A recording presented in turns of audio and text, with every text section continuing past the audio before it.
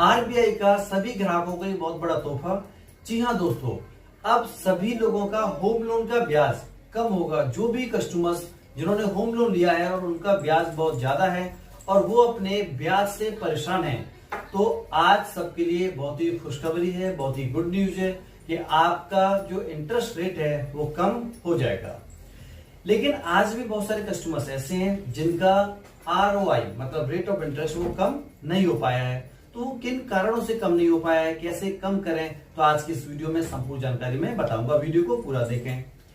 अब मैं आपको बताना चाहूंगा दो रेट के बारे में। सबसे पहले हम बात करते हैं, एक होता है रेपो रेट और एक होता है एमसीएलआर रेट। इन दोनों रेट के कारण आपका जो ब्याज है मतलब जो होम लोन का इंटरेस्ट रेट है वो कम नहीं हो पाया है।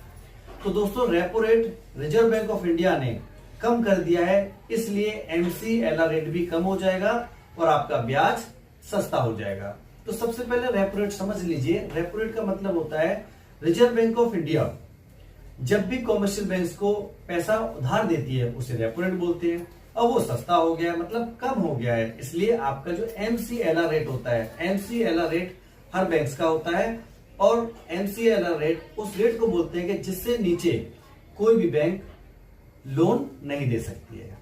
तो होता क्या है दोस्तों कि रिजर्व बैंक ऑफ इंडिया का जो रेपो रेट कम हो गया है उसके 1-2 महीने के अंतराल में मतलब 1-2 महीने के बाद में आपका जो एमसीएलआर रेट है वो भी कम हो जाता है। अब बहुत सारे ग्राहकों की समस्या इसलिए आई है कि उनका जो होम लोन है वो एमसीएलआर रेट से कनेक्ट है और वो घटा नहीं, इसलिए उनका ब्याज कम नहीं हो पाया है।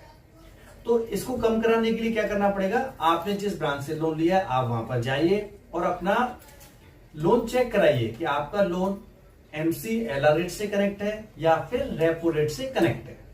अगर आपका रेपो रेट से कनेक्ट नहीं है तो आप अपने लोन को रेपो रेट से कनेक्ट करवाइए और तब अब जाके आपका जो ब्याज है वो कम हो जाएगा।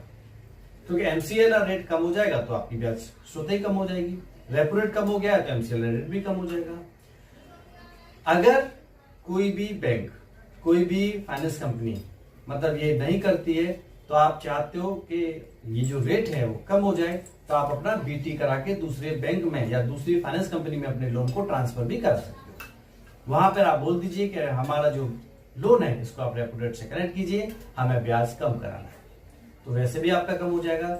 और बाकी जो एग्जिस्टिंग आपका लोन चल रहा है वहां भी अगर आप बोलेंगे तो वहां भी ये कम हो जाता है और ये ऑटोमेटिक भी कम हो जाता है क्योंकि थोड़ा सा टाइम लग जाता है।